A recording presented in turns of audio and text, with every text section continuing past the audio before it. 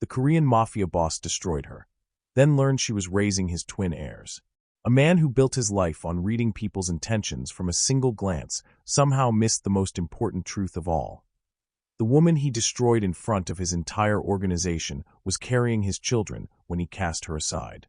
Now, standing across a gallery filled with Seoul's elite, he sees her again, no longer the broken woman he discarded, but a mother protecting two lives that should have been his greatest legacy.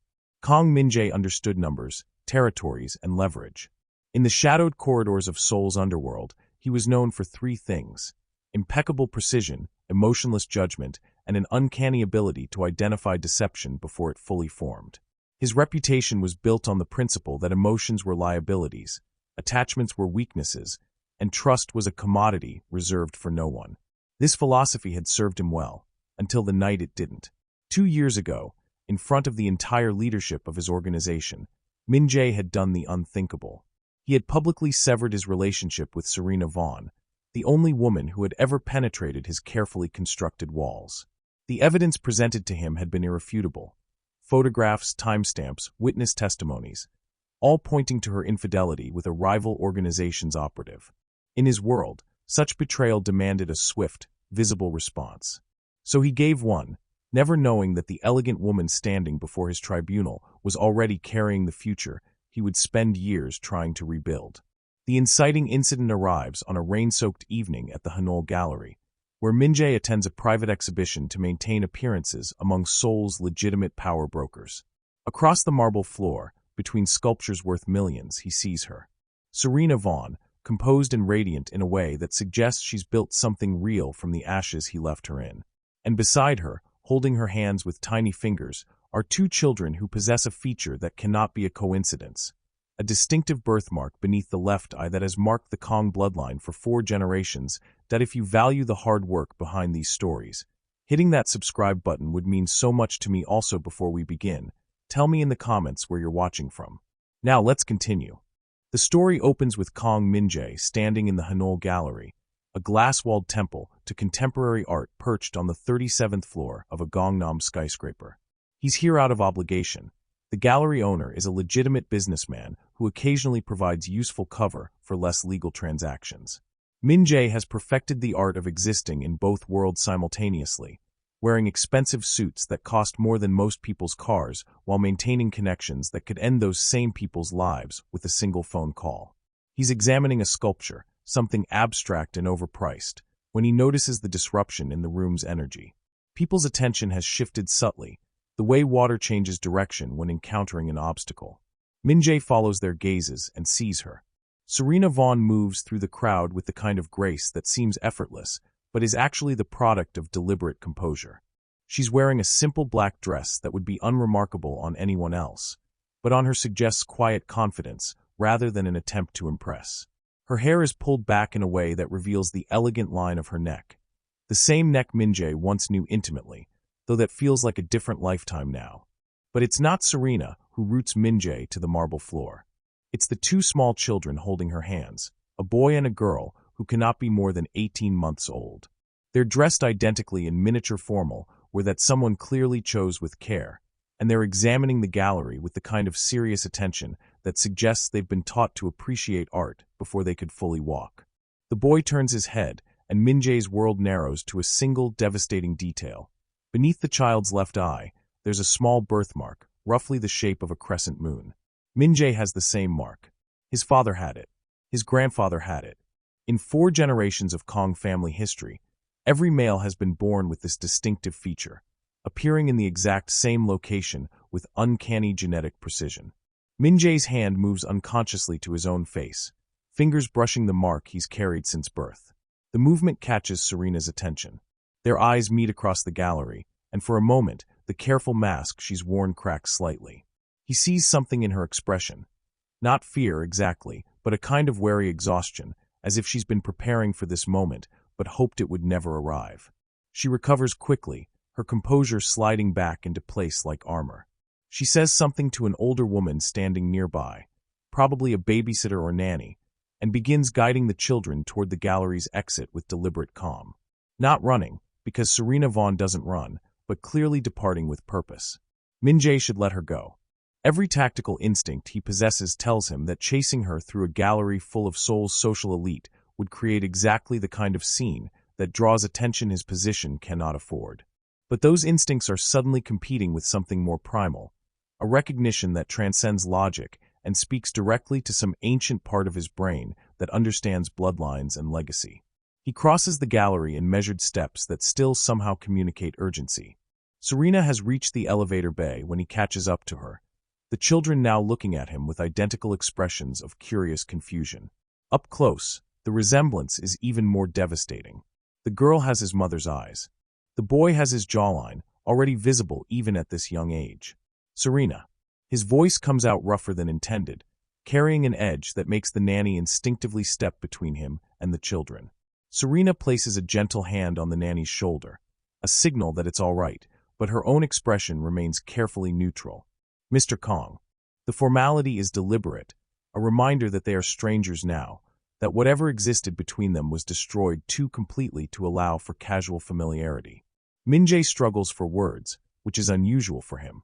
He spent 2 decades perfecting the ability to communicate exactly what he intends with precision and economy. But standing here, looking at these children who carry his genetic signature like a brand, he cannot find language adequate to the moment. How old are they? It's the only question his mind can formulate, though 1,000 others are fighting for space. Serena's jaw tightens almost imperceptibly. Does it matter? Yes. The word comes out with more force than he intended. Yes, it matters very much. The elevator arrives with a quiet chime. Serena guides the children inside, and for a moment, Min-jae thinks she'll disappear without answering, leaving him with nothing but mathematical calculations about conception dates and the undeniable evidence of his own features reflected in 2 small faces. But she pauses in the elevator doorway, turning to look at him with an expression that combines exhaustion and something that might be resignation. They're 18 months old, Min-jae. Do the math yourself. You were always good with numbers. The elevator doors close, and Min-jae is left standing in the gallery, his mind already performing calculations he should have done 2 years ago. 18 months old means they were born approximately 9 months after the night he destroyed Serena in front of his entire organization. Which means when he called her a traitor, when he had her escorted from his building like common refuse, when he ensured that every business in Seoul knew she was untouchable, she was already carrying his children. The realization hits him with physical force. Every decision he made that night, every cold word he delivered, every public humiliation he inflicted, all of it happened while Serena was pregnant with his heirs. She stood before his tribunal, alone and accused, carrying the future of his bloodline, and he had been too blind with manufactured rage to see it. Ji-hye Park appears at his elbow with impeccable timing, as she always does. She's wearing red, always red, because she read somewhere that it communicates power, and carrying 2 glasses of champagne. That was Serena Vaughn, wasn't it? I heard she'd left Seoul entirely. Surprising to see her back. Min-jae accepts the champagne automatically, his mind still calculating dates and possibilities. Ji-hye had been the one to present him with the evidence of Serena's betrayal. Photographs of Serena meeting with a known operative from the Chongpa organization. Testimony from witnesses who claimed to have seen them together multiple times. Bank records showing transfers that suggested she was being paid for information. At the time, the evidence had seemed irrefutable. Min-jae prided himself on never acting without proof, and Ji-hye had provided exactly that. But standing here now, remembering the crescent moon birthmark beneath his son's eye, Min-jae feels the first whisper of doubt about events he had considered closed. Those children, Ji-hye continues, her tone carefully casual, they were quite striking. Did you notice them? Min-jae looks at her, really looks at her, for the first time in months. Ji-hye has been his right hand for 3 years, gradually assuming more authority over his operations with each passing month. She handles logistics, coordinates with their legitimate businesses, and has proven herself invaluable in countless ways. But suddenly Min-jae realizes he cannot remember when he actually chose to give her this much power. It simply happened, incrementally, while his attention was elsewhere. I noticed, he says quietly, and something in his tone makes Ji-hye's perfectly composed expression flicker for just a moment. That flicker tells Min-jae everything he needs to know. Whatever happened 2 years ago, whatever evidence was presented, Ji-hye knows more than she revealed. And if she knows more, then the entire foundation of his decision to exile Serena might be built on lies. He hands his champagne glass back to Ji-hye without drinking it. Cancel my appointments for tomorrow. All of them. Min-jae, you have the meeting with. Cancel them. His voice carries the kind of authority that has ended arguments with men far more powerful than Ji-hye. I have more important matters to attend to. He leaves the gallery without another word, his mind already assembling a plan. He needs information, real information, not the curated evidence Ji-hye provided 2 years ago. He needs to know where Serena has been, how she's survived, who has helped her. He needs to know if those children are his, though every instinct and genetic marker is already screaming the answer. But most importantly, he needs to know the truth about what happened 2 years ago. Because if Ji-hye manufactured evidence to destroy his relationship with Serena, then he has spent 2 years living a lie built on the ambitions of someone he trusted. And if that's true, then he has committed the greatest mistake of his life, not because he violated his principles, but because he followed them too rigidly, trusting proof over intuition. The rain has intensified by the time Min-jae reaches his car. His driver starts to open an umbrella, but Min-jae waves him off, letting the cold water soak through his expensive suit. He needs the shock of it, needs something to ground him in reality, while his entire understanding of the past 2 years begins to crack and shift. In the underworld where Min-jae built his empire, there's a saying, trust no one, verify everything. He has lived by this principle for 2 decades. But standing in the rain, remembering Serena's exhausted eyes and the birthmark beneath his son's eye, Min-jae realizes that he violated his own rule. He trusted Ji-hye's evidence without conducting his own verification. He allowed anger and wounded pride to override his usually impeccable judgment. Someone is about to pay very dearly for that manipulation. But first, Min-jae needs to find out if those children are his. And if they are, when they are, because he already knows the answer, then he needs to understand how Serena survived alone and pregnant in a city where he had essentially made her unemployable. The car pulls away from the gallery, and Min-jae watches the building disappear in the rearview mirror. Somewhere in Seoul, Serena is putting 2 children to bed, probably hoping that tonight's encounter was random, and that Min-jae will simply return to ignoring her existence. But what Serena doesn't understand, what perhaps she never fully understood about him, is that once Kang Min-jae commits to a course of action, he pursues it with absolute totality. He destroyed her once based on lies. Now he's going to uncover the truth, no matter what it costs him. And if those children are his, when those children are his, he will move heaven and earth to build something real from the ashes of what was taken from them both. The investigation begins tonight. And this time, Min-jae will trust only what he verifies himself, because he's learned that even the most convincing evidence can be weaponized by someone with sufficient motivation and access. The question is, what was Ji-hye's motivation? And how far is she willing to go to protect whatever she built on the foundation of his broken relationship? Min-jae suspects he's about to find out. And when he does, Ji-hye will discover that the man she manipulated is far more dangerous when he realizes he's been played than he ever was when he thought he was acting on truth. Min-jae begins his investigation the way he begins every operation, by gathering information from sources Ji-hye cannot control or monitor. He bypasses his usual intelligence network. Too many of those operatives report directly to Ji-hye now, he realizes with uncomfortable clarity, and instead reaches out to independent contractors who owe him personal favors. The first source is Lee Sang-woo, a former police detective who retired early after discovering that information brokering paid better than public service.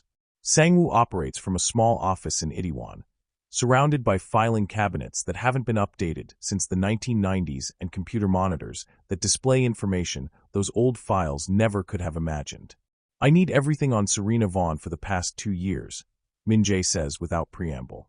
Employment records, medical records, financial transactions, property leases, known associates. Everything. Sang-woo doesn't ask why. He survived in this business precisely because he understands that curiosity is expensive. But he does offer one piece of advice. If this is about the woman you very publicly destroyed 2 years ago, you should know that someone has been monitoring her for months. Professional surveillance, not amateur hour. Min-jae's attention sharpens. Who? That's the interesting part. The surveillance traces back to several shell companies, but the money ultimately flows through accounts connected to your own organization. Sang-woo pulls up a series of financial transactions on his screen. Someone inside your structure has been watching her. And recently, the surveillance has intensified. Min-jae studies the data, his mind already assembling the implications. If someone in his organization has been monitoring Serena, it means they view her as a threat. And if they view her as a threat, it's because they understand she represents something that could undermine their position. How recently? Min-jae asks. The surveillance ramped up significantly about 3 weeks ago. Coincides with when she returned to Seoul permanently. Before that, it was just periodic check-ins, making sure she stayed in Busan and didn't cause problems. 3 weeks ago, Min-jae pulls his phone and checks his calendar. 3 weeks ago, Ji-hye suggested he attend the Hanol Gallery opening. At the time, it seemed like standard relationship maintenance with legitimate business contacts. Now he wonders if Ji-hye somehow learned that Serena would be there and arranged for Min-jae to encounter her in a controlled setting, perhaps to gauge his reaction. I need the surveillance footage, Min-jae says. All of it. And I need a DNA analysis done quietly. Sang-woo raises an eyebrow. Children. Twins. 18 months old. Min-jae pulls an envelope from his jacket. Inside are 2 small toys he discreetly acquired from the gallery's children's area, items the twins had briefly touched. I need confirmation within 72 hours. You'll have it in 48. Sang-woo accepts the envelope. And Min-jae? Be careful. Whoever is running this surveillance has resources and reach. They're not going to be happy about you interfering. Min-jae leaves Itaewon with more questions than answers, but he's assembled the beginning of a pattern. Someone wanted him to encounter Serena, possibly to observe his reaction. Someone has been monitoring her movements for months. And someone has enough access to his organization's resources to fund professional surveillance without triggering his financial oversight systems. The second source is Dr. Han Mi-sun, a physician who runs a private clinic in Gangnam and occasionally provides medical services for Min-jae's organization when official hospitals would ask too many questions. Dr. Han is discreet, competent, and refreshingly immune to intimidation, qualities that make her both valuable and trustworthy. I need you to pull medical records, Min-jae tells her over tea in her office. Serena Vaughn, birth records for twin children born approximately 18 months ago. Dr. Han regards him with the kind of direct stare that only comes from decades of dealing with powerful men and their secrets. You understand that accessing someone's medical records without their permission is illegal? I understand that I'm the father of those children, and I was deliberately kept ignorant of their existence. I need to know if there were complications, if they received proper prenatal care, if... Min-jae stops himself, realizing how much fear has crept into his voice. Fear that Serena suffered through pregnancy alone. Fear that his children weren't given the medical attention they deserved. Fear that his own cruelty had consequences he's only beginning to comprehend. Dr. Han's expression softens slightly. I'll see what I can find. But Min-jae, if what you're suggesting is true, if someone in your organization orchestrated evidence to destroy your relationship with this woman while she was pregnant, you need to consider the possibility that they're not finished. People who go to that much trouble to remove someone from your life don't simply accept their return. She's right, of course. Min-jae has built his empire on understanding human motivation, and everything about this situation suggests incomplete business. Ji-hye, if it is Ji-hye, and his instincts are becoming more certain by the hour, didn't invest 2 years positioning herself as his indispensable partner only to have Serena reappear and potentially reclaim what was taken. The surveillance footage arrives that evening. Min-jae watches it alone in his private office, the same room where he once reviewed the fabricated evidence of Serena's betrayal. The footage shows Serena's daily routine over the past 3 weeks, taking the twins to a small park in Seongsadong, visiting a pediatrician's office, shopping for groceries with the kind of careful attention to prices that suggests a limited budget. But it's the other footage that makes Min-jae's blood run cold. Multiple instances of near accidents that, upon closer examination, don't seem accidental at all. A car that runs a red light, missing Serena's stroller by inches. A malfunctioning elevator that drops 3 floors before emergency brakes engage. A broken railing on a pedestrian bridge that Serena noticed just before leaning against it. Someone is trying to kill her. Not quickly or obviously, that would draw investigation, but through a series of apparently random accidents that would eventually claim her life while appearing to be tragic misfortune. Min-jae's hands curl into fists as he watches Serena instinctively shield her children during the near miss with the car. She's being hunted, and she knows it, but she's trying to protect the twins without having resources or allies to help her. His phone buzzes with a message from Dr. Han. Medical records acquired. Twins born at Busan Medical Center, full term, healthy delivery. Mother received minimal prenatal care, only basic checkups at a public clinic. No complications, but records indicate significant stress during pregnancy. Blood types match your profile. Birth certificates list father as unknown. Father unknown. Those words strike Min-jae with unexpected force. Serena could have put his name on those certificates. She could have used his children to demand financial support or leverage his position for her own security. Instead, she disappeared to Busan, gave birth alone, and raised his heirs in anonymity, probably hoping he would never discover their existence. The question is, why? Why didn't she tell him she was pregnant when he exiled her? Pride? Fear? Or perhaps something else? Perhaps she understood, even in that moment of public humiliation, that the man standing before her wasn't someone she could trust with something as precious as their unborn children. That thought disturbs Min-jae more than he wants to acknowledge. Serena knew him well enough to understand that even the revelation of pregnancy wouldn't have stopped him from casting her out, not if he believed she had betrayed him. She made a calculation in that moment, that their children would be safer growing up without his name, without his resources, without any connection to him at all. What kind of monster had he become that Serena Vaughn, pregnant with his children, chose poverty and anonymity over returning to his world? The DNA results arrive ahead of schedule, delivered by Sang-woo himself in a sealed envelope. Min-jae opens it alone, though he already knows what it will say. The science merely confirms what his blood recognized the moment he saw that crescent moon birthmark. The twins are his. 99.9% certainty. His son and daughter, raised for 18 months without his knowledge or protection. Min-jae sits with this knowledge as Seoul's lights begin to illuminate the night outside his window. He's made mistakes before. In his business, errors are inevitable, but those were strategic miscalculations with finite consequences. This is different. This is 18 months of his children's lives that he cannot reclaim, cannot compensate for, cannot undo. But he can make sure that no additional time is stolen from them. And he can ensure that whoever orchestrated this, whoever manufactured evidence and manipulated him into destroying his own family, pays a price that will serve as a warning for generations.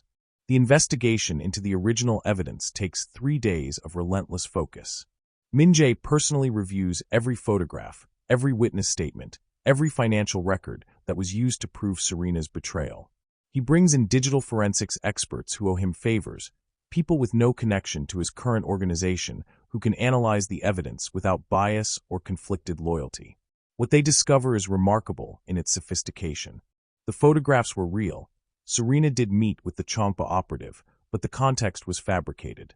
The meetings were part of her work coordinating a charity art auction, something Min-jae's people would have discovered if they'd bothered to investigate beyond the surface.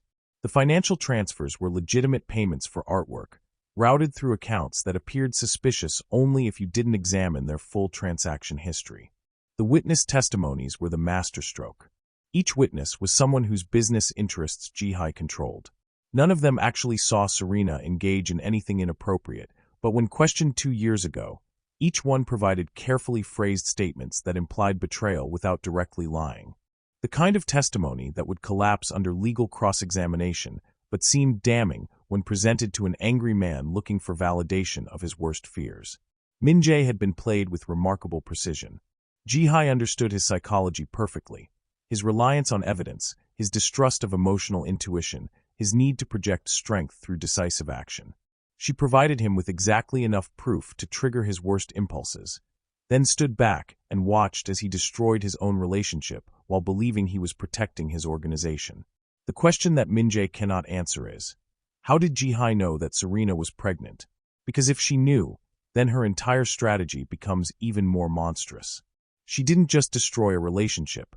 She deliberately separated a father from his children and forced a pregnant woman into exile.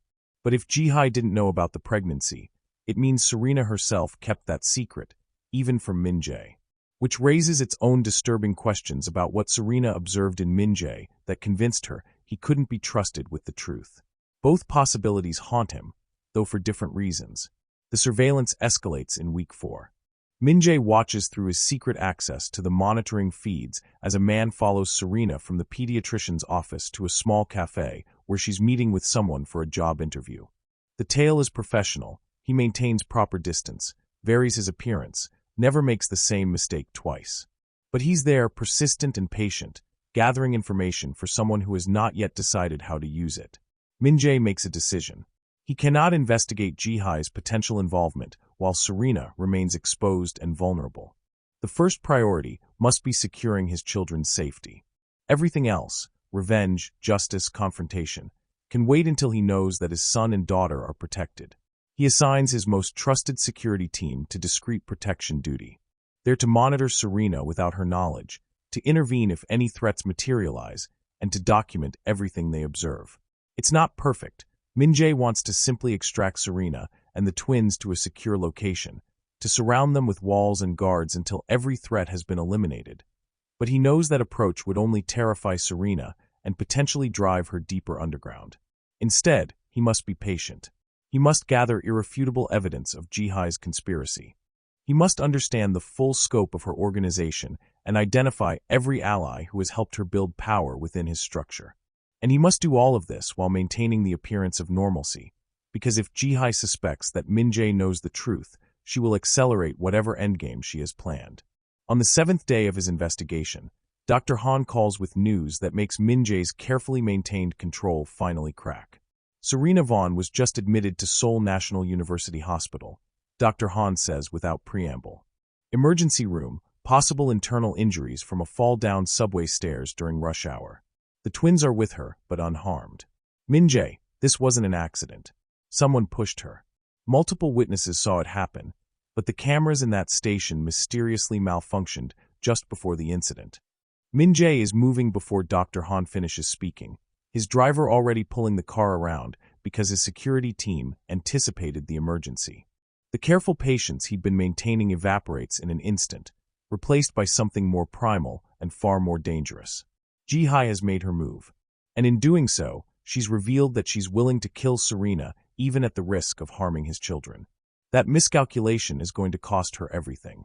But first, Min-jae needs to make sure that Serena survives, because he's beginning to realize that while he can live with many things, violence, moral compromise, the weight of his empire, he cannot live in a world where Serena Vaughn is gone and his children grow up without ever knowing they had a father who was desperately trying to find his way back to them. The drive to the hospital takes 12 minutes that feel like hours. And somewhere in that drive, Kang Min-jae makes a decision that will alter the trajectory of everything that follows. He's done hiding in the shadows, done playing the careful game of investigation and verification. It's time to stop being the man who demands proof before he trusts his instincts. It's time to start being the father his children deserve, even if he has no idea how to fulfill that role. Even if Serena hates him for the rest of her life. Even if it costs him everything he's built. Some things, Min-jae is finally learning, matter more than empire. He must understand the full scope of her organization and identify every ally who has helped her build power within his structure. And he must do all of this while maintaining the appearance of normalcy, because if Ji-hye suspects that Min-jae knows the truth, she will accelerate whatever endgame she has planned. On the 7th day of his investigation, Dr. Han calls with news that makes Min-jae's carefully maintained control finally crack. Serena Vaughn was just admitted to Seoul National University Hospital, Dr. Han says without preamble. Emergency room, possible internal injuries from a fall down subway stairs during rush hour. The twins are with her, but unharmed. Min-jae, this wasn't an accident. Someone pushed her. Multiple witnesses saw it happen, but the cameras in that station mysteriously malfunctioned just before the incident. Min-jae is moving before Dr. Han finishes speaking, his driver already pulling the car around because his security team anticipated the emergency. The careful patience he'd been maintaining evaporates in an instant, replaced by something more primal and far more dangerous. Ji-hye has made her move, and in doing so, she's revealed that she's willing to kill Serena even at the risk of harming his children. That miscalculation is going to cost her everything. But first, Min-jae needs to make sure that Serena survives, because he's beginning to realize that while he can live with many things, violence, moral compromise, the weight of his empire, he cannot live in a world where Serena Vaughn is gone and his children grow up without ever knowing they had a father who was desperately trying to find his way back to them. The drive to the hospital takes 12 minutes that feel like hours. And somewhere in that drive, Kang Min-jae makes a decision that will alter the trajectory of everything that follows. He's done hiding in the shadows, done playing the careful game of investigation and verification. It's time to stop being the man who demands proof before he trusts his instincts. It's time to start being the father his children deserve, even if he has no idea how to fulfill that role. Even if Serena hates him for the rest of her life. Even if it costs him everything he's built. Some things, Min-jae is finally learning, matter more than empire. The hospital's emergency room is chaos when Min-jae arrives, a collision of humanity at its most vulnerable, monitored by exhausted medical staff who have seen every variation of tragedy Seoul can produce. Min-jae cuts through the crowd with the kind of authority that comes from years of commanding rooms through presence alone, but he stops short when he sees Serena through the emergency bay window. She's sitting on an examination table, holding both twins against her chest with a protective fierceness that makes Min-jae's throat tighten. There's blood on her temple from a head wound, and the way she's favoring her left side suggests broken or bruised ribs. But her focus is entirely on the children, whispering something to them that Min-jae can't hear through the glass, her hands running through their hair with the kind of soothing repetition that mothers have perfected across millennia. The twins are crying, more from fear than injury, their small faces pressed against Serena's shoulders. Min-jae watches his son, and he can think of the boy that way now as his son, clutch Serena's shirt with tiny fists while making soft, distressed sounds that activate something primitive in Min-jae's chest. Some instinct he didn't know he possessed, some biological imperative that demands he protect these small lives even at the cost of his own. A nurse approaches Min-jae with practiced efficiency. Are you family? The question should be simple. Instead, it feels like a test that Min-jae has already failed. I'm the children's father, he says, and it's the first time he's spoken those words aloud. They feel strange in his mouth, like a language he's learning too late in life. The nurse's expression shifts, something between surprise and concern. Ms. Vaughn listed herself as the only guardian. If you're the father, why isn't your name on their medical records? Because I destroyed their mother before I knew they existed. Because I was so convinced of my own infallibility that I didn't question obviously manufactured evidence. Because I'm learning that being right about everything else means nothing if you're catastrophically wrong about what matters most. That's complicated, Min-jae says instead. Is she going to be all right? Bruised ribs, minor concussion, some lacerations that need stitches. She's lucky. A fall down subway stairs during rush hour could have been much worse. The nurse pauses, studying Min-jae with the kind of assessment that medical professionals develop after years of witnessing family dynamics at their worst. She's been asking for her phone. She wants to call someone to pick up the children. Is that you? Yes, Min-jae says, though he has no idea if Serena will accept his presence. That's me. The nurse nods and steps aside, allowing Min-jae to enter the examination bay. Serena's head snaps up when she hears his footsteps, and the raw emotion that crosses her face, fear, anger, exhaustion, something that might be resignation, tells Min-jae exactly how unwelcome his presence is. No. The word is quiet but absolute. You need to leave. Serena. I said no. She pulls the twins closer, and Min-jae realizes with devastating clarity that she's protecting them from him. Not from external threats, but from their own father, because in Serena's experience, he is the threat. I don't know how you found us, but you need to go. Min-jae takes a careful step forward, hands visible and non-threatening, the same posture he uses when negotiating with volatile associates. But this isn't a negotiation. This is a woman who has every reason to believe that his presence in her life brings only destruction. Someone pushed you, Min-jae says quietly. This wasn't an accident. The cameras in that subway station were disabled minutes before you fell. You're being targeted, Serena, and I know who's behind it. Something flickers in Serena's expression, acknowledgement, perhaps, that she's already suspected this truth but hasn't wanted to face it. Then tell the police. File a report. Do whatever you need to do, but leave me and my children out of it. They're my children too. The words come out more forcefully than Min-jae intended. I know you have every reason to hate me. I know what I did to you was unforgivable. But those children, he gestures toward the twins, who have stopped crying and are now watching him with identical expressions of wary curiosity. They have my blood. They carry my family's genetic markers. And someone is trying to kill their mother, which means they're in danger too. Serena's jaw tightens, and Min-jae sees her calculating the same way he does. Weighing options, measuring risks, trying to find the choice that offers the most protection for the twins even if it costs her personally. I ran the DNA test, Min-jae continues. I know you didn't tell me you were pregnant when I exiled you. I need to understand why. Was it because you thought I wouldn't believe you? Or because you believed I would, and you decided they were better off without me? The question hangs between them, heavy with implications. Serena closes her eyes for a moment, and when she opens them again, Min-jae sees the exhaustion of someone who has been carrying impossible weight for too long. Both, she says finally. You made it very clear what you thought of me, Min-jae. You called me a traitor in front of your entire organization. You had me escorted out like I was garbage. You destroyed every professional connection I had in Seoul, made sure no one would hire me, isolated me so completely that I had to leave the city entirely just to survive. Her voice remains steady, but Min-jae can hear the pain beneath the composure. Why would I bring children into that? Why would I give you the power to do to them what you did to me? The words land like physical blows, each one accurate and deserved. Min-jae has no defense because there is no defense. Everything Serena is saying is factually correct. He did all of those things, believed he was justified in doing them, and never questioned whether the evidence supporting his actions might be fabricated. The evidence was false, Min-jae says. All of it. The photographs, the witness statements, the financial records. Everything that convinced me you had betrayed me was manufactured by someone in my organization who wanted you gone. I've spent the past week reconstructing what actually happened, and I know now that you never betrayed me. You never betrayed anyone. Serena stares at him, and Min-jae watches several emotions cross her face in rapid succession. Disbelief, anger, something that might be vindication, and finally, a deep sadness that suggests the revelation comes too late to matter. 2 years, she whispers. I've spent 2 years believing you knew the truth and simply didn't care. That you valued your pride and your reputation more than you valued me. And now you're telling me that you were manipulated? That someone played you like a puppet, and you just, what? Never questioned it? Never investigated? Never thought to verify the evidence before you destroyed someone's life? Yes.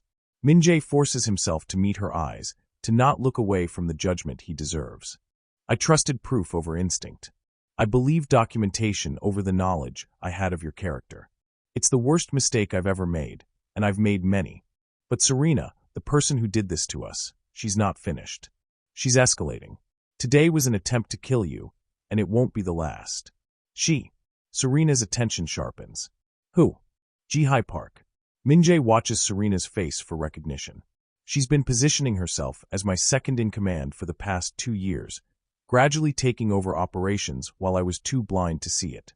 The surveillance of you traces back to her. The accidents you've been experiencing all connect to resources she controls. She orchestrated your exile, and now that you've returned to Seoul, she's trying to eliminate you permanently.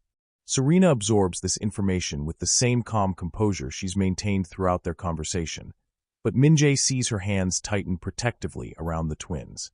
Why? What does she gain from killing me now? You're a threat to the power structure she's built. If I discover the truth about what happened 2 years ago, which I have, then everything she's gained becomes unstable. But more than that, if these children are acknowledged as my heirs, they represent a future claim to my organization that Ji-hye cannot control. Min-jae pauses, knowing his next words will sound presumptuous, but needing to say them anyway. She's not just trying to protect her current position. She's trying to ensure there's no alternative future where you and the twins reclaim what she stole. The twins have grown restless during this conversation, and Serena shifts to accommodate them, wincing as the movement aggravates her injured ribs. Min-jae instinctively moves to help, but Serena waves him off. I don't need your help, she says, though the pain in her expression suggests otherwise. I've been doing this alone for 18 months. I don't need you to suddenly show up and play the protective father. You shouldn't have had to do it alone. Min-jae's voice comes out rougher than intended. If I hadn't been so catastrophically wrong, you would have had resources, medical care, support through the pregnancy and birth. The twins would have had their father from the beginning. None of this should have happened the way it did. But it did happen. Serena finally succeeds in shifting the twins to a more comfortable position, and they settle against her with the easy trust of children who have always known their mother will protect them. You can't change the past, Min-jae. You can't apologize it away or investigate it into something different. What happened, happened. And now I need to figure out how to keep my children safe from someone who apparently has the resources to disable security cameras and stage accidents. Our children, Min-jae corrects quietly. And I know how to keep them safe. Come to one of my secure properties. Let me assign security teams who aren't compromised by Ji-hye's influence. Give me a chance to protect you while I dismantle her organization and ensure she can never threaten any of you again. Serena laughs, but there's no humor in it. You want me to trust you? The same man who destroyed me based on false evidence wants me to put my children's lives in his hands. No, Min-jae admits. I don't expect you to trust me. I expect you to make the same calculation I would make in your position. Evaluate the resources available, assess the level of threat, and choose the option that maximizes survival probability. You're intelligent enough to know that you can't protect the twins alone against someone with Ji-hye's capabilities. You need help, and I'm offering it. In exchange for what? Serena's eyes narrow. Access to the children? Acknowledgement that they're yours? Some kind of custody arrangement that gives you control. In exchange for nothing. The words surprise Min-jae even as he says them, because he's spent his entire life operating on the principle that every transaction has terms. But looking at Serena's exhausted face and the twins who have finally fallen asleep against her chest, Min-jae realizes that some things cannot be negotiated. I don't deserve access to them. I don't deserve acknowledgement or custody or any of the rights that fathers who were actually present might claim. But they deserve to be safe. And if you'll let me, I want to make sure they are. Serena studies him for a long moment, and Min-jae can see her weighing his words against her experience of him, trying to determine if this apparent transformation is genuine or just another manipulation. 1 week, she says finally. I'll accept protection for 1 week while you deal with Ji-hye. But Min-jae, understand this. I'm not doing this because I forgive you or because I believe you've changed. I'm doing this because my children's safety is more important than my pride. After 1 week, we're gone. You'll never find us again, and I'll make sure that no one else can either. It's not the outcome Min-jae wanted, but it's more than he deserves. He nods acceptance of her terms, already planning how to use this week to prove that he can be something other than the man who destroyed her. A doctor enters to stitch Serena's lacerations, and Min-jae steps out to make arrangements. His security team is already in place outside the hospital, and he issues rapid-fire instructions. Secure transport to his private residence in Pyeongchang-dong, sweep the property for surveillance devices, establish a perimeter that Ji-hye's people cannot penetrate, and begin assembling evidence that will allow him to move against her organization.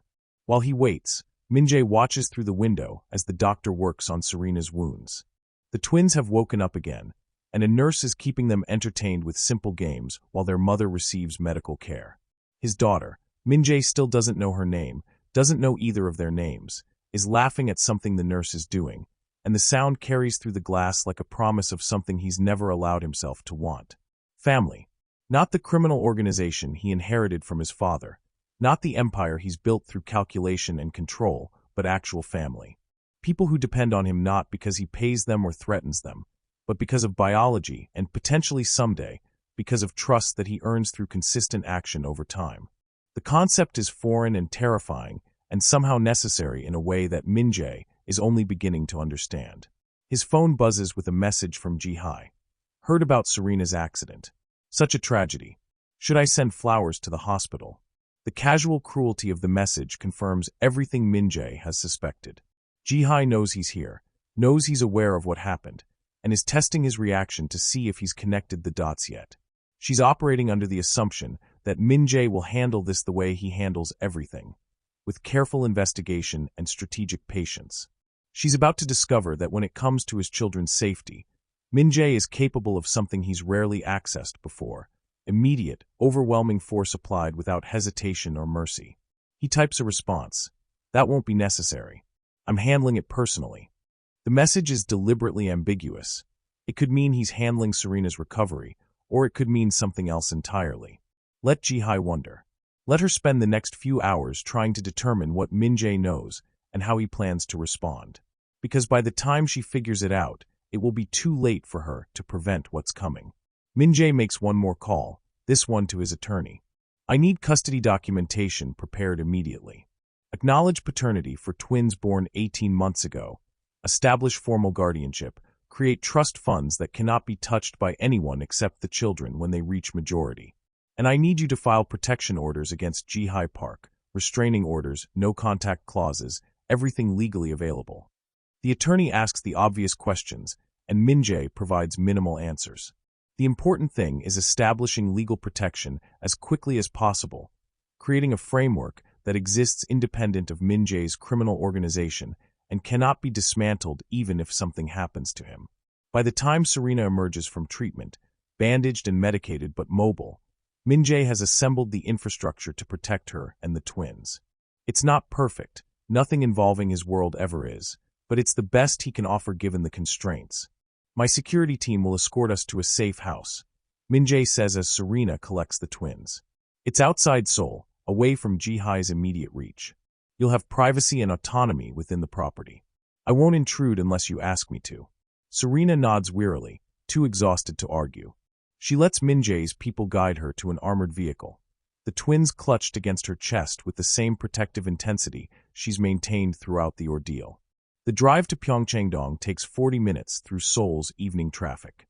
Min-jae sits in a separate vehicle, maintaining the distance Serena has demanded while simultaneously ensuring that 6 different security layers surround her car at all times.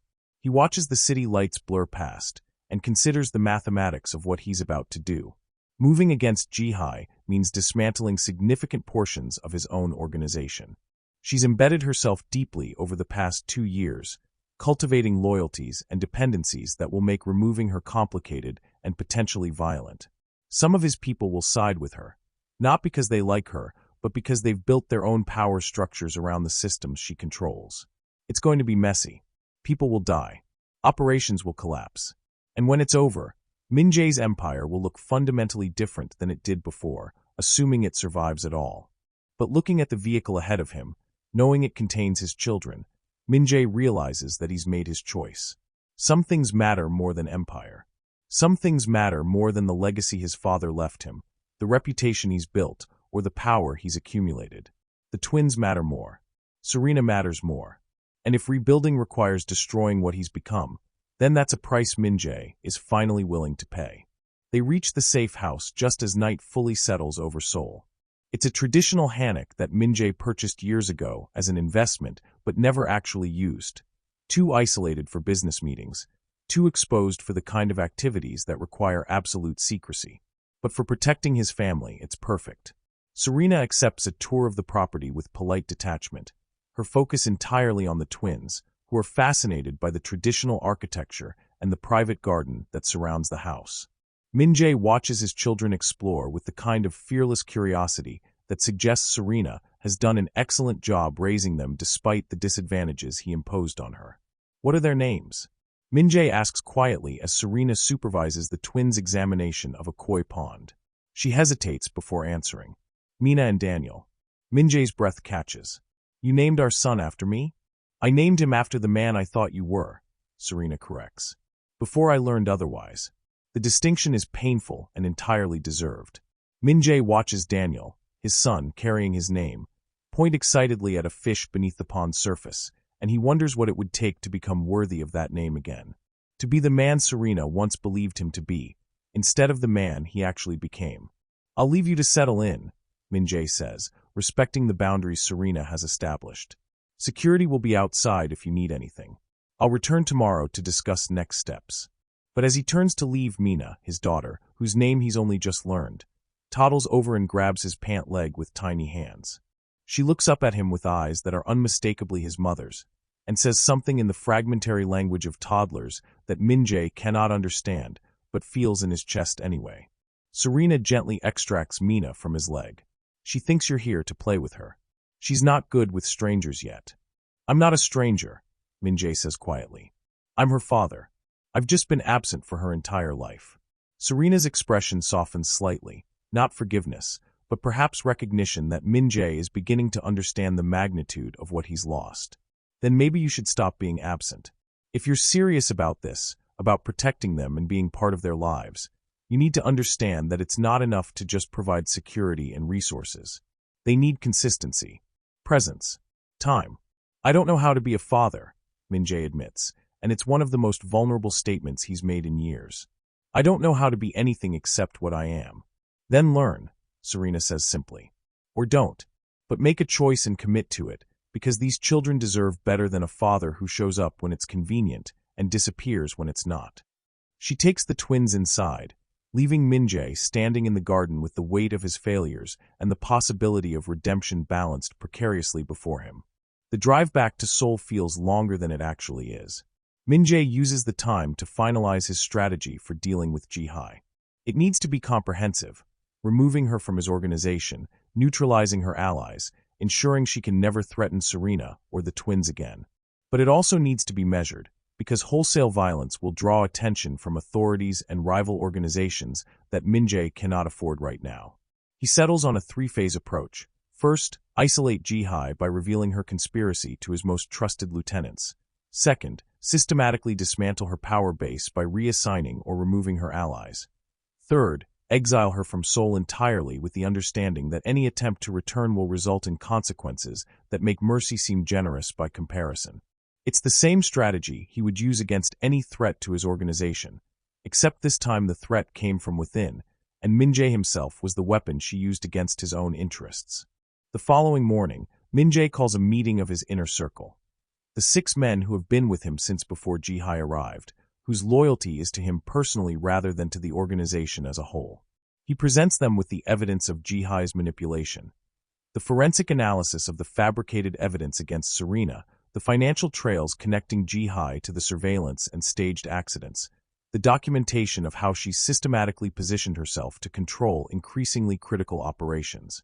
Their reactions range from shock to anger to a kind of grim satisfaction that suggests some of them suspected Ji-hye's ambitions, but lacked proof to act on their suspicions. "What do you want us to do?" asks Choi Min-ho, his oldest lieutenant. "I want her gone," Min-jae says simply. "Remove her from every position of authority.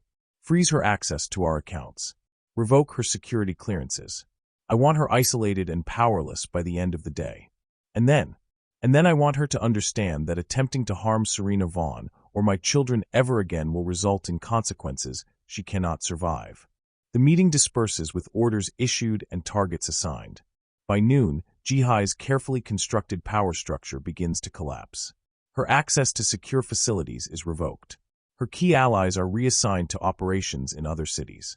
Her authority to make financial transactions is suspended pending a full audit of her activities. Min-jae monitors the progress from his office, watching as years of Ji-hye's work is dismantled in hours.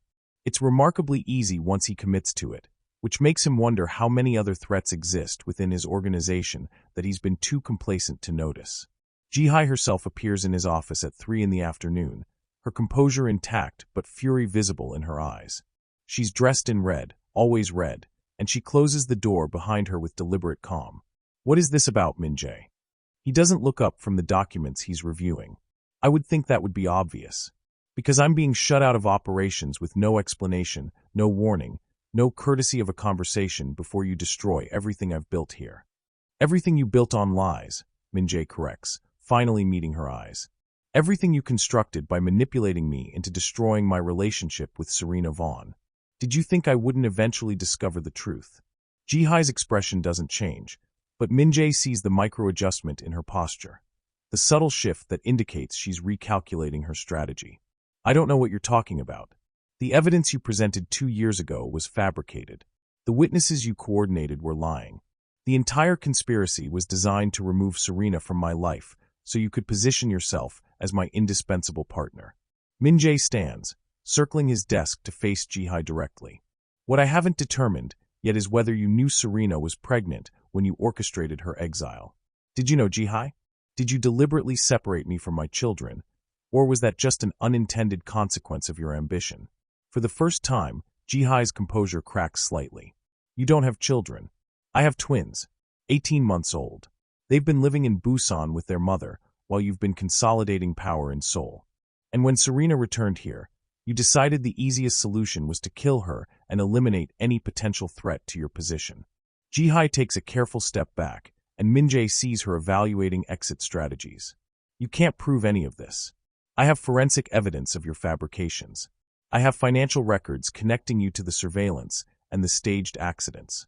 I have testimony from people you threatened into providing false witness statements. Min-jae's voice remains calm, but there's an edge beneath it that makes Ji-hye's hand move instinctively toward the knife she always carries. But the real question isn't whether I can prove it. The question is what I'm going to do about it. If you try to remove me, you'll lose half your organization, Ji-hye says, attempting to regain control of the conversation. I've spent 2 years building relationships and dependencies. People are loyal to me now. You move against me, and you'll trigger a war you might not win. Then we'll have a war. Min-jae's response is immediate and certain. Because the alternative is allowing you to continue threatening my family, and that's not something I'm willing to accept under any circumstances. Ji-hye stares at him, and Min-jae sees her finally understand that she's miscalculated. She built her strategy around the belief that Min-jae would prioritize his organization over personal attachments. The same belief he would have held about himself until a week ago. But standing here, knowing that Serena and the twins are protected in Pyeongchang-dong, Min-jae realizes that his priorities have shifted in ways Ji-hye cannot manipulate. You're willing to destroy everything your father built because of some woman and 2 children you barely know. Ji-hye's voice carries genuine disbelief. No, Min-jae corrects. I'm willing to destroy what I've let this organization become because of my family. There's a difference. He signals to Choi Min-ho, who has been waiting outside. 2 security personnel enter and position themselves on either side of Ji-hye, not touching her, but making their purpose clear. You're leaving Seoul tonight, Min-jae says. You'll be escorted to Incheon Airport and placed on a flight to Shanghai, where some associates will ensure you establish yourself in a different market entirely.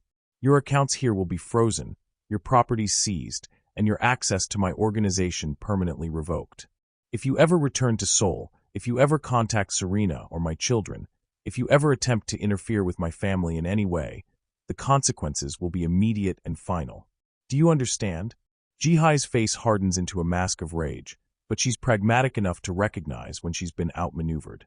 She nods once, sharply, and allows herself to be escorted from the office without further protest.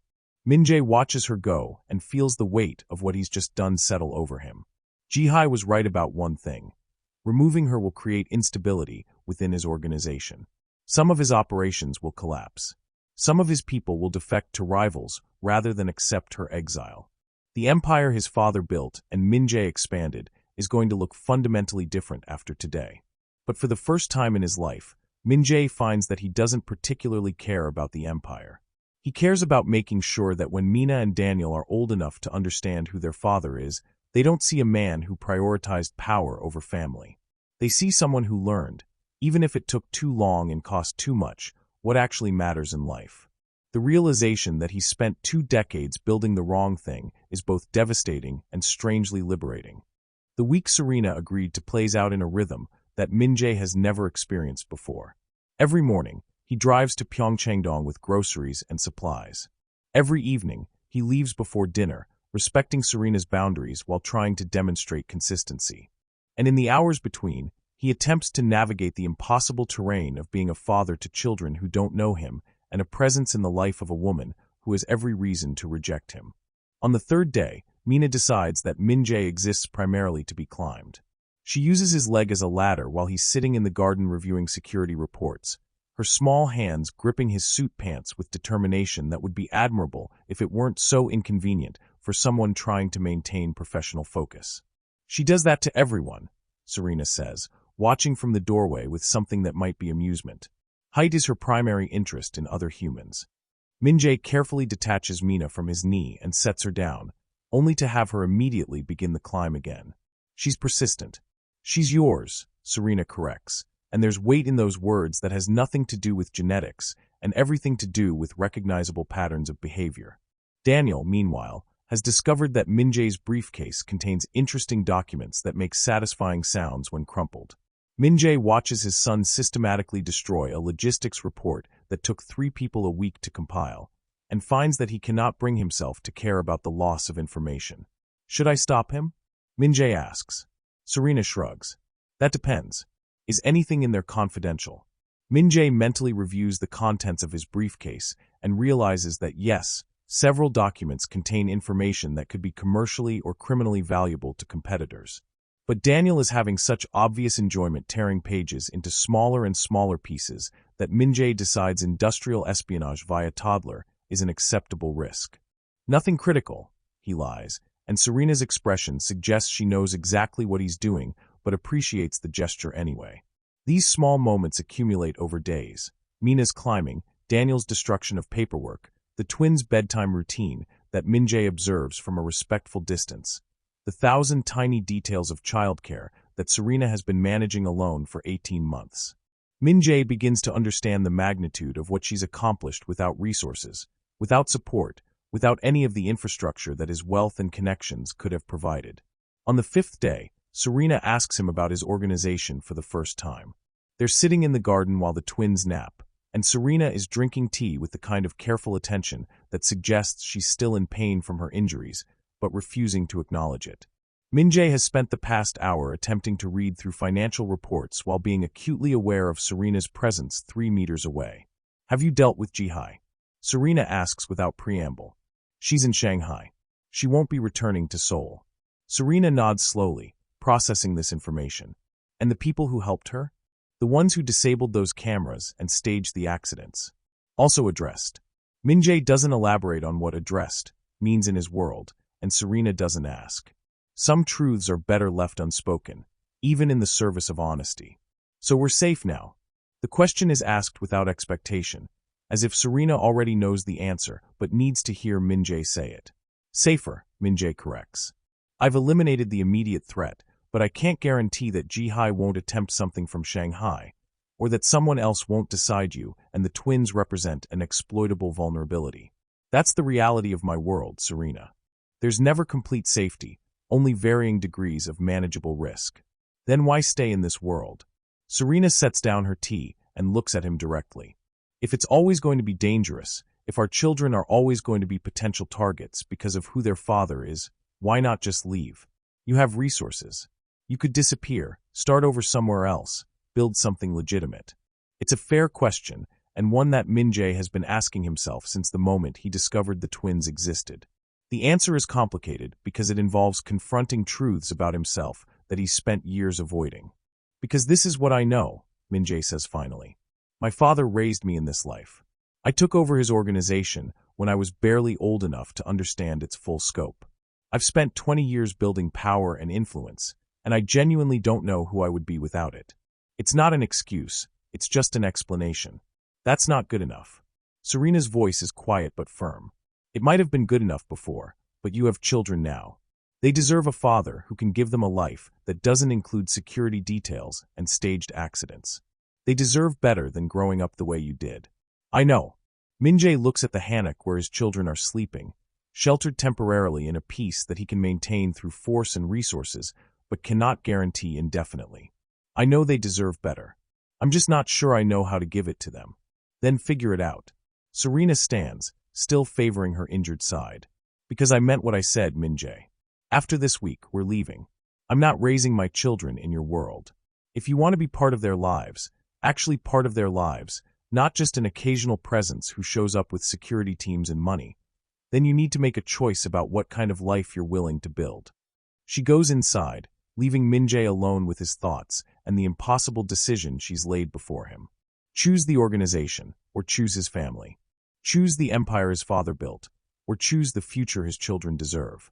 The mathematics of it should be simple. Min-jae has always been able to calculate optimal outcomes, to weigh variables and make decisions based on logical analysis of costs and benefits. But this decision resists that kind of analysis because it's asking him to choose between two incompatible versions of himself. That evening, Min-jae makes a call that he's been avoiding for 3 days. His attorney answers immediately, accustomed to Min-jae's irregular hours and urgent demands. I need you to prepare documentation for dissolving my organization, Min-jae says without preamble. There's a long pause. I'm sorry, could you repeat that? I need to dissolve my holdings in the organization my father built. Transfer leadership to someone else, restructure my legitimate businesses as completely separate entities, create enough legal and financial distance that my children cannot be connected to criminal activities. How long would something like that take? Min-jae, are you seriously asking me to help you dismantle everything you've built? I'm asking you to help me build something different. something my children can inherit without shame or danger. Another pause, longer this time, while the attorney processes this request. It would take months, maybe years. You'd need to negotiate with every faction in your organization, ensure smooth transitions of power, restructure your financial holdings to separate legitimate from illegitimate income streams. And even then, your reputation would follow you. People would always know who you were, what you did. But my children wouldn't have to live in it, Min-jae says. They could grow up knowing their father made mistakes, but tried to correct them. That has to count for something. It counts for a lot, the attorney says quietly. I'll start preparing the paperwork tomorrow. But Min-jae, this kind of transition, people have been killed for less. You're going to face resistance from within your organization and from rivals who see this as weakness or opportunity. I know. Prepare the documentation anyway. Min-jae ends the call and sits in his car outside the hammock, watching lights illuminate the windows as Serena moves through the evening routine with the twins. He can see her shadow through the screen doors, efficient, capable, doing alone what should have been a shared responsibility. The decision he's made doesn't erase the past 2 years. It doesn't undo the public humiliation he inflicted on Serena or restore the time he lost with his children. But it's a beginning, a first step toward becoming someone who might eventually deserve their presence in his life. The next morning, Min-jae arrives at the hammock earlier than usual. Serena is feeding the twins breakfast, a chaotic process that involves more food on the floor than in mouths, but one that clearly delights both children. They've learned to expect his morning visits, and now they greet him with the kind of casual acceptance that suggests he's become part of their routine, even if they don't fully understand who he is. I've started the process of leaving my organization, Min-jae says as Serena wipes oatmeal from Daniel's face. Her hand stills mid-motion. What? I've instructed my attorney to prepare documentation for dissolving my criminal holdings and transitioning leadership to others. It will take time, months, possibly years, but I'm committing to building something different. Something legitimate that my children can inherit without danger. Serena sets down the cloth and looks at him with an expression Min-jae cannot fully interpret. It's not quite disbelief, but it's not acceptance either. Why now? Is this because of what I said yesterday, or because you actually believe it's necessary? Both. Min-jae pulls out a chair and sits at the breakfast table, an intimacy that Serena hasn't explicitly permitted but doesn't reject. You were right. The twins deserve a father who can give them safety, not just managed risk. And I've realized that I can't be that father while maintaining the life I've built. So I'm choosing them. I'm choosing you. Even if you never forgive me, even if you still leave after this week, I want them to grow up knowing their father tried to become someone worth knowing. Mina chooses this moment to fling a handful of oatmeal directly at Min-jae's face. It lands with surprising accuracy, and for a moment, the room is frozen in shocked silence. Then Daniel starts laughing, a pure, delighted sound that children make when they witness something unexpected and absurd. And suddenly both twins are laughing, and Serena is trying not to smile while apologizing. Min-jae wipes oatmeal from his cheek and finds himself laughing too, a sound that feels foreign coming from him, but somehow appropriate to the moment. This is what normal families do, he realizes.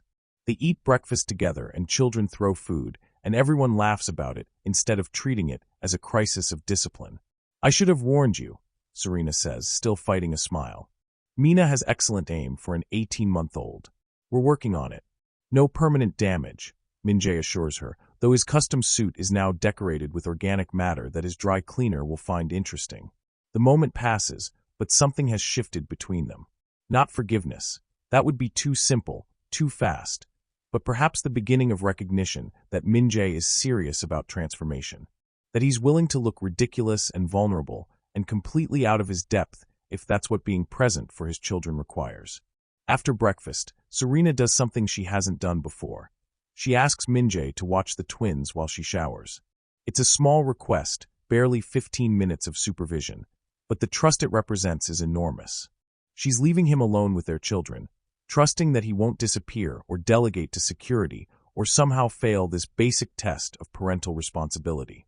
Min-jae finds himself sitting on the floor with Mina and Daniel, surrounded by blocks that they're attempting to stack into towers that immediately collapse. He has negotiated multi-million-dollar deals, coordinated operations across 3 countries, managed hundreds of employees in legitimate and illegitimate enterprises. But keeping two toddlers entertained for 15 minutes is somehow more challenging than any of it. Daniel keeps trying to eat the blocks. Mina has decided that the optimal use of blocks is throwing them at her brother. And Min-jae, who has spent 2 decades cultivating an image of cold competence, finds himself making nonsense sounds and stacking blocks with exaggerated care just to keep them engaged. When Serena emerges from the shower, she finds Min-jae lying on his back with both twins sitting on his chest, all 3 of them examining a picture book that Daniel is holding upside down. She takes a photo with her phone, a quick, instinctive gesture, and Min-jae realizes it's probably the first photograph that exists of him with his children. "They like you," Serena observes, sitting on the couch nearby. "They like that I'm tall and make acceptable sounds," Min-jae corrects. "I don't think they've formed opinions about my character yet. Maybe that's better. They can get to know you as you become, rather than as you were." It's one of the most generous things Serena has said to him since their reunion, and Min-jae feels the weight of it settle over him. She's offering him something precious, the possibility of starting fresh with his children, unburdened by his past mistakes because they're too young to remember them. The question is whether he can do the same for himself, whether he can let go of the identity he spent 20 years building and become someone fundamentally different.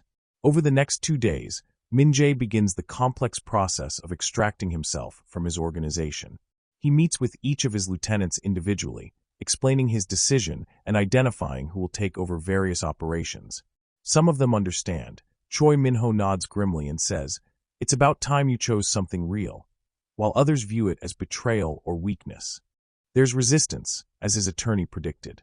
2 mid-level operators attempt to leverage the transition for their own advancement, demanding territories and resources in exchange for smooth cooperation. Min-jae handles these challenges the way he's always handled them, with calculated responses that communicate he's leaving the organization but hasn't lost the ability to defend his interests. But the real challenge isn't the logistics of transition. It's the psychological work of dismantling his own identity. Min-jae has been the boss for so long that he doesn't know who he is without that role. Every decision he's made for 2 decades has been filtered through the question of what serves the organization. Now he needs to learn to filter decisions through what serves his family, and the reorientation is more disorienting than he anticipated. On the 8th day, 1 day past Serena's agreed week of protection, Min-jae arrives at the hammock expecting to find her packing. Instead, she's sitting in the garden while the twins play nearby, and there's a stillness about her that suggests she's been waiting for this conversation. "The week is over," Serena says as Min-jae approaches. "According to our agreement, I should take the twins and disappear where you can never find us." Min-jae nods, his chest tight with the knowledge that she has every right to do exactly that. "I would understand if that's what you choose. I know you would. That's part of what's made this week complicated." Serena watches Mina attempt to catch a butterfly, her expression soft with maternal affection. "When you destroyed me 2 years ago, I promised myself I would never let you hurt me again. I built walls around my heart so high and thick that I thought nothing could penetrate them. But then I've watched you these past 8 days, and I've seen something I didn't expect." "What's that?" "Genuine effort. Genuine change. You're not pretending to be a father. You're actually trying to learn. You're awkward and clearly out of your depth, but you show up every day. You let Mina climb on you and Daniel destroy your documents, and you don't complain or delegate it to someone else. You're present in a way I never expected you could be."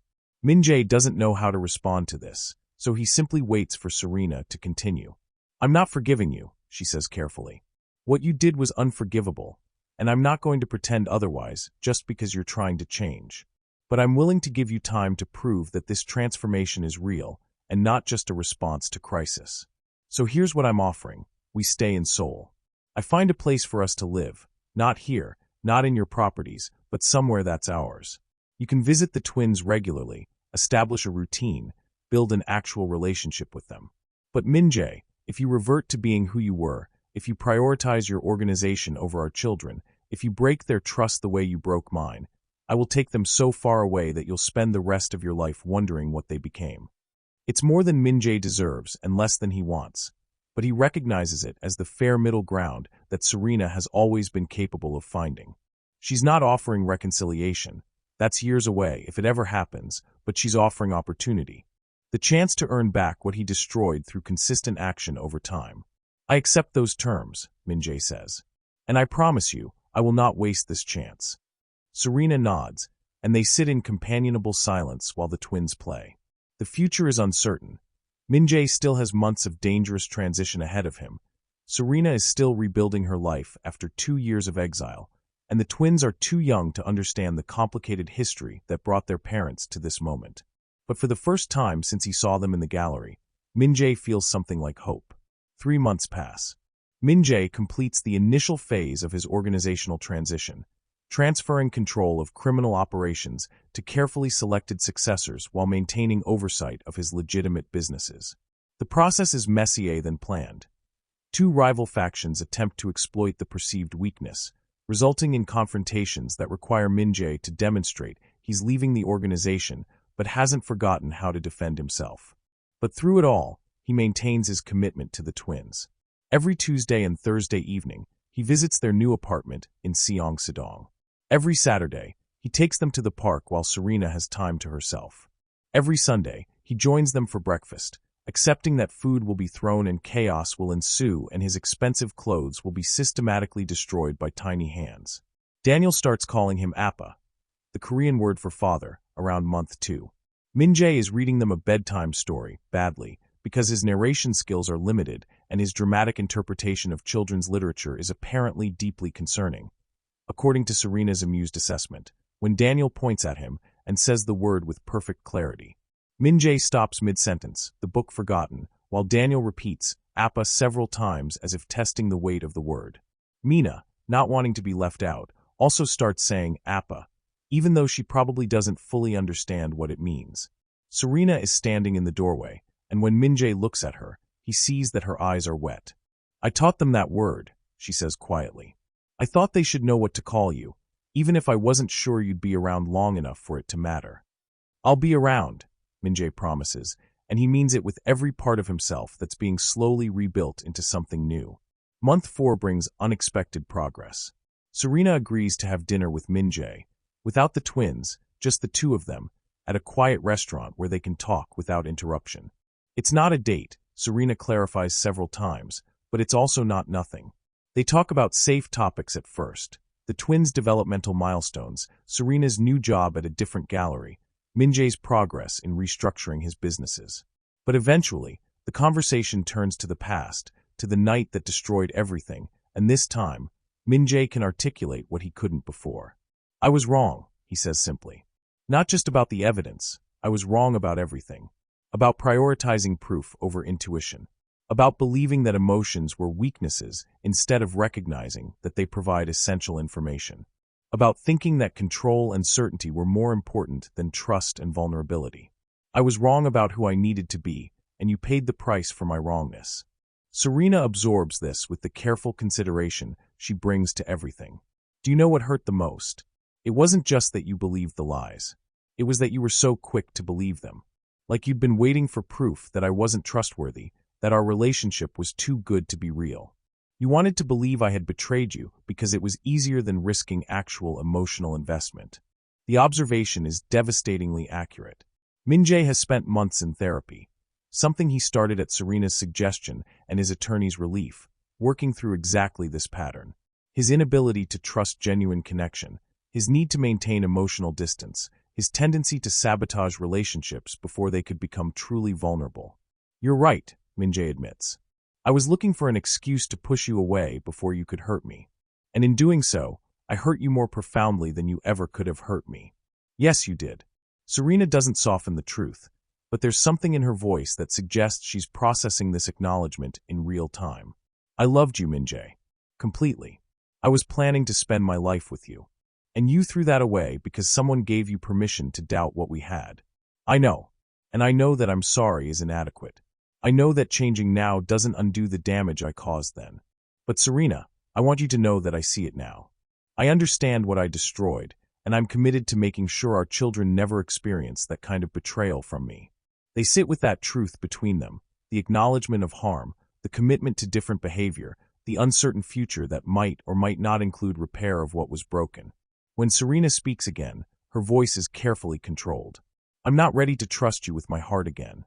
I might never be ready. But I can see that you're trying to become someone trustworthy, and that matters. So we'll continue as we are, co-parents who respect each other, who work together for our children's sake, who might someday build something resembling friendship. That's enough, Min-jae says, and he means it. That's more than I deserve. The dinner ends without resolution but with understanding. They're not reconciled, not healed, but they're moving in a direction that might eventually lead to something sustainable. It's enough. Month 6 brings a crisis that tests everything Min-jae has built.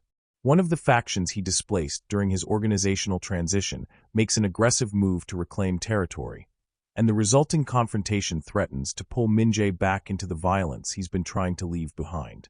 He handles it, because these skills don't disappear just because he's committed to a different life.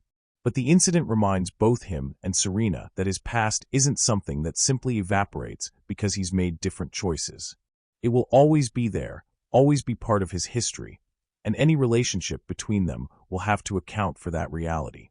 This is what worried me, Serena says when Min-jae explains why he missed Saturday Park time with the twins. I can see you're trying to change, but your world keeps pulling you back. How do I know that won't happen permanently? How do I know you won't eventually decide that the organization is more important than us? You don't, Min-jae admits.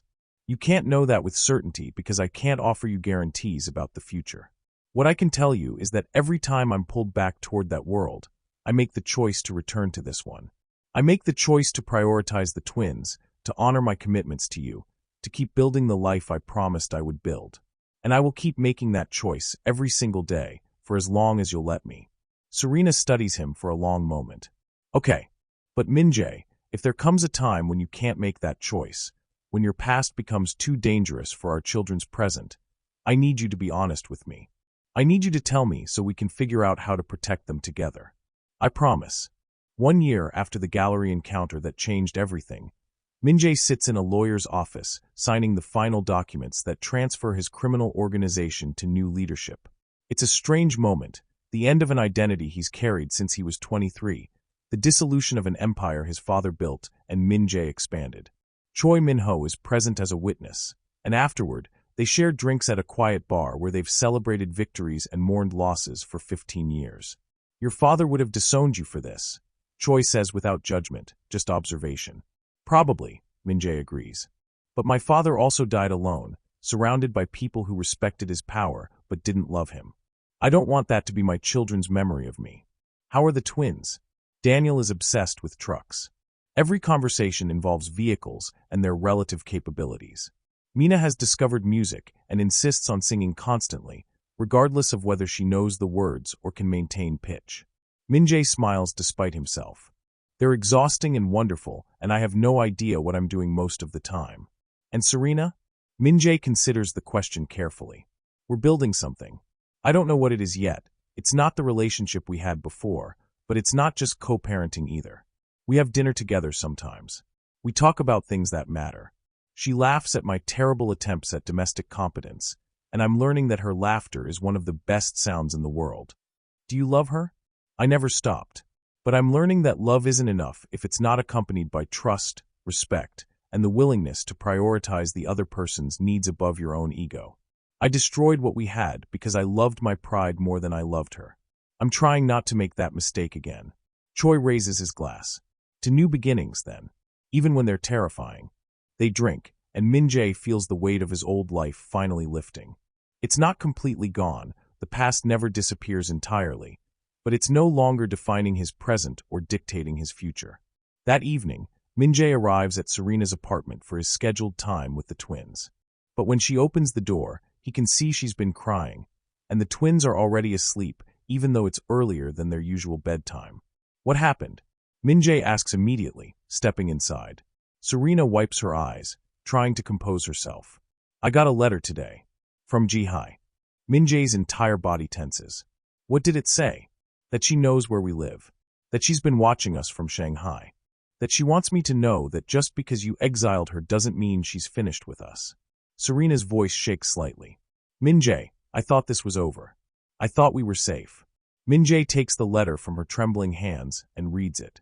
The words are carefully chosen to create maximum fear without making explicit threats that could be used as legal evidence.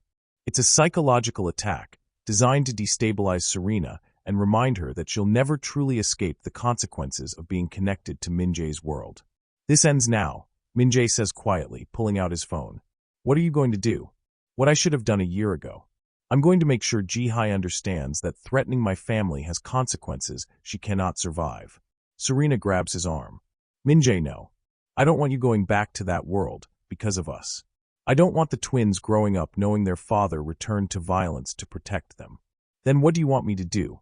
The frustration in Min-jae's voice isn't directed at Serena, but at the impossible situation they're in. I can't let her terrorize you. I can't let our children grow up afraid because someone I failed to eliminate completely is using them as leverage against me. We handle it legally. Police, restraining orders, proper channels. Serena's voice is firm despite her fear. You've spent a year building a different life. Don't throw that away now. Min-jae wants to argue that legal channels are insufficient against someone like Ji-hye, that the proper response to this kind of threat is immediate and overwhelming force. But looking at Serena's face, he realizes she's asking him to trust in systems he's spent his life circumventing, to believe that there are solutions that don't involve the methods he's always relied on. It's a test, he understands. Not a deliberate one, but a test nonetheless. Can he continue choosing a different path, even when his old instincts scream at him to handle this the way he's always handled threats? Okay, Min-jae says finally. We'll do it your way. But Serena, I'm also going to make sure you and the twins have protection. Security that Ji-hye can see, that communicates you're not vulnerable even if we're not responding with violence. Serena nods. That's acceptable. But Min-jae, promise me you won't go to Shanghai. Promise me you won't handle this the old way. I promise. It's one of the hardest promises Min-jae has ever made, but he keeps it. They file police reports, obtain restraining orders, and document everything Ji-hye has done. It's frustratingly slow and bureaucratic, nothing like the decisive action Min-jae is accustomed to. But it's also legal, legitimate, and something his children can learn about someday without shame. The security team Min-jae assigns to Serena's building is visible but professional. They don't interfere with daily life, but make it clear that the family is protected. After 2 weeks without additional contact from Ji-hye, Serena begins to relax slightly. Do you think she'll actually stop? She asks one evening while they're giving the twins a bath together. A routine that has become oddly domestic and comfortable over the months. I think she's realized that I'm serious about protecting you through legal means, which means any action she takes will have consequences she can't escape through connections or corruption. Min-jae captures Daniel before he can flood the bathroom floor. But I'm not naive enough to believe she's accepted defeat.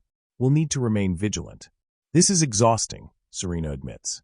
Always looking over my shoulder, always wondering if the twins are safe, always calculating risk. How did you live like this for 20 years?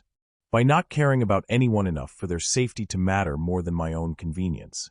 Min-jae helps Mina rinse shampoo from her hair. It's different when you have people you love. Every risk calculation changes when you're protecting something more important than yourself. After the twins are asleep, Serena makes tea, and they sit in her small living room. It's become their routine on evenings when Min-jae stays later. This quiet time when they talk about everything and nothing, building the foundation of whatever they're becoming to each other. I need to tell you something, Serena says, cradling her teacup. And I need you to just listen without trying to fix it or respond immediately. Min-jae nods, concerned by her serious tone. I've been angry with you for 2 years. Furiously, devastatingly angry. And that anger has been useful.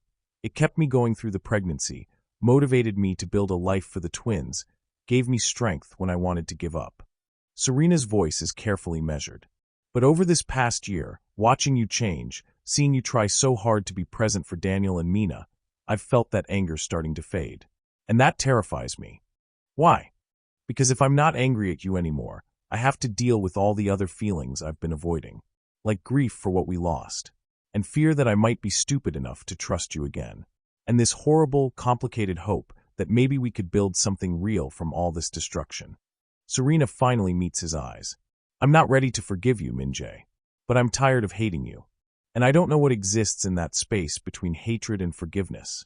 Min-jae sets down his own tea and considers his words carefully. Maybe what exists there is honesty. You don't have to forgive me or hate me. You can just acknowledge that I hurt you terribly and I'm trying to be better. You can hold both truths simultaneously. That I'm the person who destroyed you and that I'm also the person who's learning to be a good father to our children. Both things can be true at once. That sounds exhausting too. Everything worth doing is exhausting. Min-jae reaches across the space between them, not to touch her, but to offer his hand in case she wants to take it. But Serena, you don't have to carry this alone. Whatever you're feeling, whatever you need to process, I'm here to listen without judgment or expectation. Serena looks at his offered hand for a long moment before slowly reaching out to take it.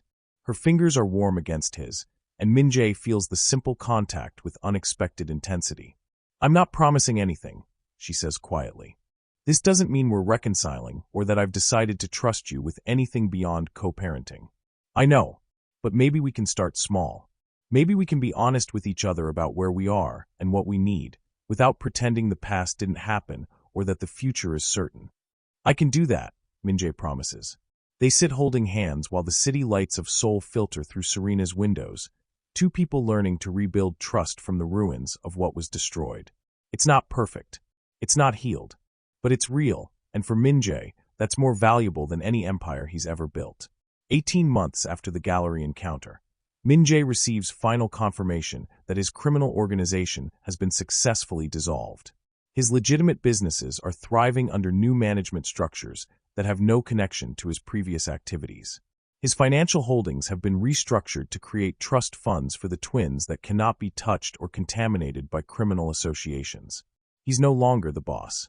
He's just Min-jae, father to Daniel and Mina, ex-partner to Serena, former criminal trying to build a legitimate life. The identity is strange and uncomfortable, but it's also increasingly authentic. The twins are now 3 years old enough to have real conversations and express preferences and ask impossible questions like, "Why don't you live with us, Appa?" Min-jae has learned to answer these questions honestly but age-appropriately. Because Appa made mistakes that hurt Amma, and we're working on building trust again. Daniel doesn't fully understand, but he accepts it with the remarkable flexibility of children. Mina asks follow-up questions that make Min-jae suspect she's going to be distressingly perceptive as she grows older. For the twins' 3rd birthday, Serena suggests they have a small party at a park, something normal and family-oriented rather than the elaborate celebrations Min-jae's wealth could easily provide. Min-jae agrees, learning that sometimes the best gift he can give his children is normalcy rather than excess. The party is attended by a few children from the twins' playgroup, some parents Serena has befriended, and Choi Min-ho, who has appointed himself honorary uncle despite having no biological claim to the title. Min-jae watches Daniel and Mina run through the grass with their friends, their laughter pure and unencumbered by the complicated history that brought them into existence. They're happy, Serena observes, standing beside Min-jae while they supervise the chaos. That's what matters most. They are, Min-jae agrees. And that's because of you. Because you protected them and raised them and gave them stability even when you had no resources to do it. I had nothing to do with their happiness until recently. That's not entirely true. They're happy now partly because they have a father who shows up, who tries, who's learning to be present even when it's uncomfortable. That matters too. It's one of the most generous acknowledgments Serena has offered, and Min-jae feels it settle into the growing foundation of trust between them. Later, after the party has ended and the twins are exhausted from sugar and excitement, Min-jae helps clean up while Serena puts Daniel and Mina down for naps. They work in comfortable silence, packing away decorations and disposing of paper plates, performing the mundane tasks that constitute actual family life. I've been thinking, Serena says as they're finishing up, about what you said months ago about holding multiple truths simultaneously. I think I'm ready to add another truth to the collection. Min-jae waits, uncertain where this is leading. The truth is that I see who you're becoming, and I like that person. I like the father you are to Daniel and Mina. I like the way you've committed to changing even when it's been incredibly difficult. I like the honesty you bring to our conversations now, even when the truth is uncomfortable. Serena pauses, choosing her next words carefully. And I think I might be ready to explore what it means to build something new between us. Not a resurrection of what we had before. That's gone and I've accepted its loss. But maybe something different. Something built on who we are now rather than who we were then. Min-jae's heart accelerates, but he forces himself to respond thoughtfully rather than reactively. What would that look like? I don't know yet. Probably slow. Definitely cautious. With clearly defined boundaries and constant communication, and the understanding that I can change my mind if you revert to old patterns. Serena meets his eyes directly. But Min-jae, I'm willing to try. If you are. I am, Min-jae says, and he means it with every part of himself that's been rebuilt over the past 18 months. I'm willing to earn your trust as slowly as you need to give it. I'm willing to prove through consistent action that I'm not who I was. I'm willing to build something real, even if it takes years. Then let's start there, Serena says, with willingness and honesty and the commitment to keep trying even when it's hard. She reaches out and takes his hand again, a gesture that's becoming familiar but still feels significant each time it happens. They stand in her small apartment, surrounded by birthday decorations and the quiet sounds of sleeping children, and Min-jae realizes this is what he's been searching for his entire life without knowing it. Not power or control or the empire his father built. Just this, connection, authenticity, the chance to be known and loved despite his flaws, the opportunity to build something meaningful that will outlast him. 3 years later, Min-jae and Serena get married in a small ceremony attended only by close friends and the twins, who serve as enthusiastic if slightly chaotic ring-bearers. It's not the elaborate wedding they would have had if Min-jae hadn't destroyed their first relationship. It's better because it's built on truth instead of illusions, on acceptance instead of pretense, on the hard-won knowledge that love requires more than chemistry and attraction. It requires trust rebuilt through consistent action. It requires forgiveness earned over years rather than demanded immediately. It requires the willingness to hold space for pain while also making room for joy. And most importantly, it requires the courage to become someone different than who you were, even when that transformation is painful and uncertain. On their wedding night, after the twins are asleep and they're finally alone, Serena tells Min-jae something she's never said before. I forgive you. The words land with unexpected weight. Min-jae has spent 5 years earning this forgiveness, proving through daily action that he's committed to being someone worthy of Serena's trust. But now that it's offered, he finds himself almost unable to accept it. Are you sure? He asks. Because Serena, what I did was unforgivable. You don't have to absolve me just because we're married now. I'm not absolving you. I'm choosing to release the anger I've been carrying because it no longer serves me. Serena takes his face in her hands with gentle firmness. Min-jae, you destroyed me 5 years ago. That's a fact that will never change. But over the past 5 years, you've also built me back up in different ways. You've shown our children what it means to acknowledge mistakes and commit to change. You've demonstrated that people can grow beyond their worst moments if they're willing to do the work. And you've loved me with a patience and consistency that has slowly healed wounds I thought were permanent. I don't deserve your forgiveness. Probably not. But I'm giving it anyway, because I deserve to move forward without carrying the weight of what happened. This is as much for me as it is for you. Min-jae pulls her close, overwhelmed by gratitude and humility and the recognition that he's been given a gift he could never have earned through effort alone. Serena has chosen grace over justice, healing over vindication, and in doing so, she's freed them both from the past that nearly destroyed them. They build a life together that looks nothing like the empire Min-jae once commanded. He runs legitimate businesses with ethical practices and transparent operations. Serena continues her work in the art world, building a reputation as someone with impeccable taste and uncompromising integrity. The twins grow up knowing their father made serious mistakes but chose to change, learning from his example that redemption is possible but requires genuine transformation. Min-jae never forgets what he lost through his pride and blindness. But he also never takes for granted what he's been given through Serena's grace and his own commitment to becoming someone different. Every morning when he wakes up beside the woman he destroyed and rebuilt a relationship with, every evening when he reads bedtime stories to children he didn't know existed for the first 18 months of their lives, he's reminded that the most valuable things in life cannot be controlled or dominated or acquired through force. They can only be earned through vulnerability, humility, and the willingness to prioritize love over pride. And in the end, that lesson, learned too late but applied consistently, becomes Min-jae's greatest legacy. Not the empire he built and dissolved, but the family he nearly destroyed and then fought to deserve. Not the power he once wielded, but the trust he slowly earned back. Not the man he was, but the man he became through the painful, necessary work of transformation. Some stories end with triumph. Others end with tragedy. But Min-jae and Serena's story ends with something more valuable than either. The the hard-won knowledge that people can change if they're willing to confront their worst selves and commit to becoming better, one choice at a time, for the rest of their lives. And sometimes, if they're extraordinarily lucky and work incredibly hard, they might even deserve a second chance at the happiness they once destroyed.